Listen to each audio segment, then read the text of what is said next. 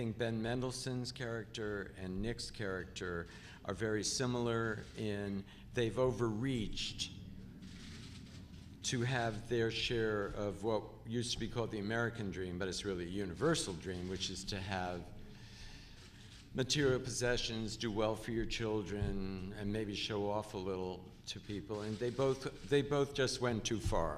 And then, of course, I can't speak for your countries, but in the United States right now, we have an extreme amount of rich people and extreme poor, and the middle is shrinking. And this is a movie of, it's a class warfare movie too, about the haves and have-nots. The interesting thing about the way his character was created and that family is sometimes, and we've all maybe experienced this with our friends or family, sometimes the haves don't have as much as we think they have. You know, voice is one of the tools of film acting. And any chance I can get to play with it, I'm gonna jump on it.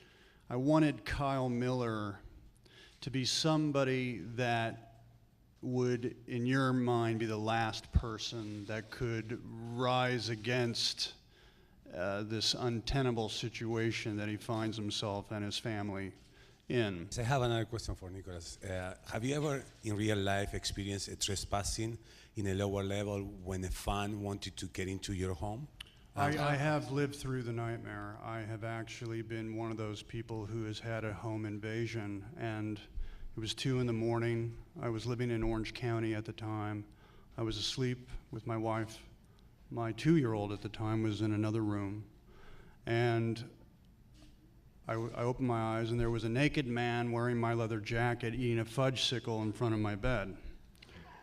I know it sounds funny, but, and it is if I look back on it, but it was horrifying. And I immediately jumped out of bed. He ran into my bathroom. I don't know why he was naked, maybe because he had swum up onto the dock and crept his way into the house, and he had no clothes. And I said, "What are you doing in my house? What are you doing in my house? You get out of my house." And I did talk him to get out, and then some people came and they put him into a facility, and I didn't press charges because I realized he wasn't all there.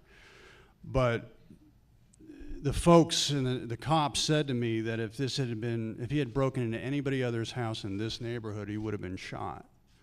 But I don't have a gun in my house, and I'm always going to try to talk you out of violence if I can. The big franchises, if you have a franchise, a sequel, a brand name, it's much easier to actually be financed with $200 million to make one of those, because the upside might be enormous.